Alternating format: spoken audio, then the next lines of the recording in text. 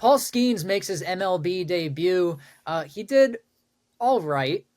Is this the guy that the Pirates finally build around? The Pirates have had a history of developing great pitchers, but end up letting them go. You have Garrett Cole, Tyler Glasnow, Joe Musgrove, Jamison Tyone. I mean, not to mention even some of their position players, Starling Marte, Josh Bell. Now, Paul Skenes didn't make it into the fifth inning after being pulled in his debut. It kind of went from hype to humiliation. The Pirates blew a 6-1 lead when Skenes left by walking in multiple runs against the Chicago Cubs. So is this the guy, though, that they can finally build around? So I think it was 5 or 6. It was one of the most embarrassing displays of pitching I've ever seen by the Pirates bullpen. I believe it was 6 bases loaded walks consecutively in the same inning. So absolutely brutal. Yes, this is absolutely the dude that they're going to be able to build around. I haven't been this hyped about a pitching prospect since Garrett Cole. And they're different pitchers, especially Cole when he was younger. Skenes is absolutely electric, dude. That 95-mile-an-hour splinter he's throwing is just baffling dudes. It baffled dudes at AAA, and I think it's going to continue to baffle dudes for years to come.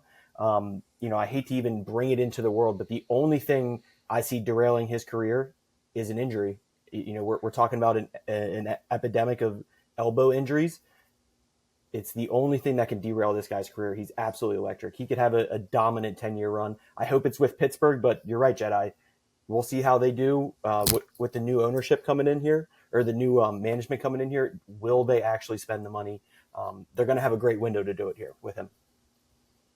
I'm building around this guy every day of the week, twice on Sunday. And, you get a nice little eye candy who's going to come watch him in the skybox. Like Livy Dunn's not bad to look at. So worst case scenario, if he's not good, I'm sure you can sell tickets with her in the stands. And Pirate fans have already celebrating that. I mean, you have a Livy Dunn jersey, number 69, I saw at PNC Shocker. Park. Shocker. So it Classy seems like Pittsburgh, they're already in on it. But all kidding aside, though, like you hit 117 times in your debut, you have my attention. You have my attention, and he's built like a brick shithouse.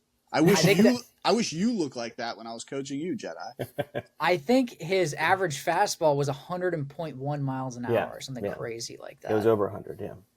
And that slider is just filthy. Yep. And you look at the stats that he put up at AAA, 100-mile-an-hour pitches. Like it was I think one other person was on the list, and Skenes did it like 100 times. Like it's crazy.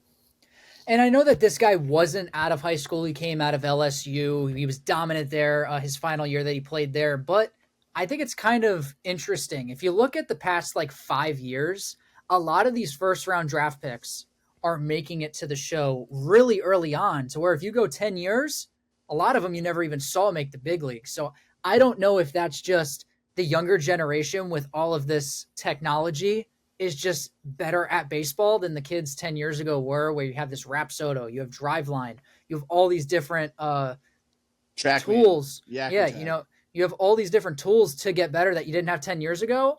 Or if, I don't even know. Yeah, I mean, is that really the it's thing both. here? It's technology and, the evolution of an athlete. Like evolution's real, and you keep having more athletic kids and more athletic people, like they're going to get more athletic people to do crazier stuff. I think it's a hybrid of obviously the information that is out there for a young age is, exponentially greater than what it was 10, 15 years ago, but the size of kids too, compared to 10 or 15 years ago. There's the kid on Georgia has 33 jacks this year. Charlie 34 Condon. jacks. Yeah, he's got 34 jacks this year. You know what I mean? Like, I do think it's a hybrid of things, but it's exciting to maybe that starts to turn the interest a little bit on the MLB draft. Maybe. I also do think a lot of franchises are a lot more, I wouldn't say eager, but willing to invest a lot more in their high draft picks. You're seeing a lot, even second rounders now. They fly up through the minor league systems to where, again, 10 years ago, you never really saw that. I mean, Jackson Holliday's 20 years old. He flew through the minor league system. It was a year and a half. Yeah. Yep. And I know that he was sent down, but that's just what I'm trying to prove here is that their commitment to get these guys to the show and give them a shot, I think is a lot bigger than it was 10 years ago. You're seeing that a lot. I mean, look at even Henry Davis on your Pirates, Deepaw. You know, they're giving him a shot. Hasn't been doing much with it. Yeah, but they're giving him a shot, I think, Yep. because they invested so much money in him. He got like a $7 million signing bonus. Yep. They want to see what he's got. So where if you're in the 20th round and you have the same skill set as Henry Davis, I'm not so sure you're getting past AAA. Yep.